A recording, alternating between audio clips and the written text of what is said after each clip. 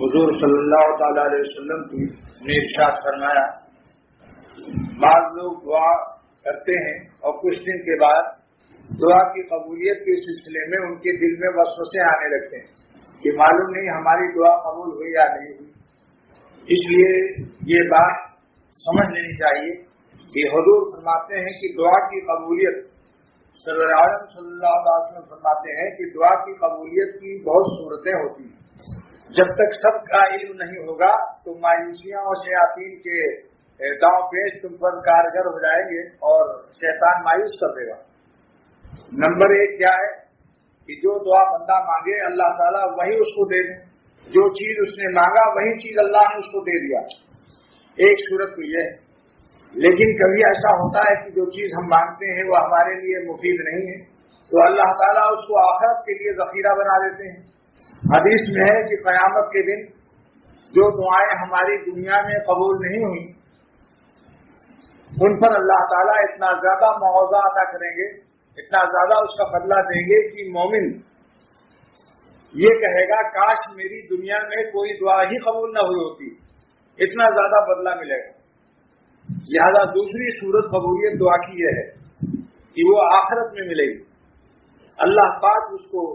آخرت میں جمع فرما دیں گے۔ تیسری صورت یہ ہے کہ کوئی بلا اس کے بدلے میں اللہ ٹال دیں، اور دوسری روایات میں اور بھی چیزیں ہیں کہ اللہ تعالیٰ بہت سے مسائب ایسے ہوتے ہیں کہ بعض بندوں کے لیے اللہ تعالیٰ نے بہت اونچا درجہ لکھا ہوا ہے لیکن وہ اپنے عمل کی وجہ سے اس درجے کو حاصل نہیں کر سکتے، عمل میں ان کی کچھ کمزوریاں ہوتی ہیں، تو اللہ تعالیٰ ان کی جان میں، مال میں، اولاد میں کوئی نہ کوئی بلا دے دیتے ہیں اور پھر صبر کی طاقت بھی دے دیتے ہیں، یہاں تک کہ اس بلا کی وجہ سے، اس مصیبت کی وجہ سے وہ اس بڑے درجے کو پا لیتا ہے۔ لہذا مومن کو چاہیے کہ کسی صورت سے وہ مصیبت سے نہ گھبرائے، اللہ تعالیٰ سے عافیت مانگے، مصیبت سے نجات تو مانگے لیکن اس کو اپنے لیے مفید سمجھے۔ جب تک دعا قبول بظاہر نہ ہو اللہ سے مانگتا رہے۔ مانگنا خود ایک بہت بڑا انعام ہے۔ جس مصیبت میں خدا سے تعلق زیادہ بڑھ جائے، اگر کسی شخص کو کسی مصیبت میں اللہ والوں کے پاس جانے کے بار بار تقاضے ہوں، ان سے دعا کرا رہا ہے، اللہ سے 2 رکعت صلاۃ حاجت پڑھ کر مانگ رہا ہے اور بہت سے گناہ چھوٹ گئے اسی مصیبت کی وجہ سے، تو وہ مصیبت اس کے لیے مصیبت نہیں ہے جو اللہ تعالیٰ سے رشتہ جوڑ دے، جو غفلت کے پردوں کو چاک کر دے، وہ مصیبت نہیں، وہ نعمت۔ سبق کیا دیتے ہیں کہ اگر کوئی مصیبت ہمیں اللہ تعالیٰ سے جوڑ دے اور اس کی وجہ سے گناہ چھوڑ دے، کیونکہ مصیبت میں گناہ کرنے کو دل نہیں چاہتا۔ ایک ہاسپٹل میں ایک مریض تھا، وہ نظر بازی کا مریض تھا،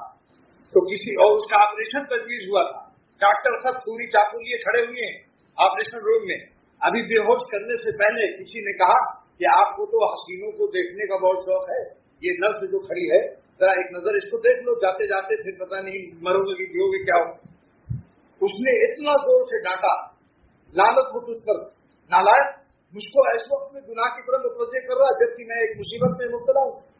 ارے دعا کرو اللہ تعالیٰ مجھے اس بلا سے نجات دے، میرا پیٹ پھاڑا جا رہا ہے، معلوم نہیں پھر اس کے بعد کیا ہوگا۔ تو بلا اور مصیبت میں بڑے بڑے گنہگاروں کو بھی گناہ کا خناس ناک سے نکل جاتا ہے۔ یہ گناہ کی مستیاں جو ہیں یہ آرام اور سکھ میں ہے۔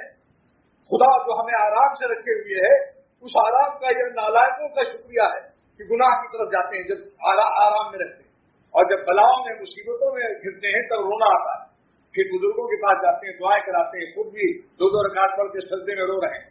اور جہاں چین ملا اور سکھ آرام بس سے تو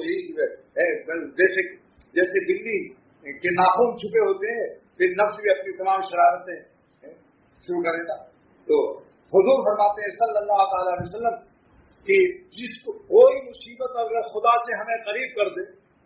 تو مصیبت نہیں ہے، بہت بڑی نعمت ہے۔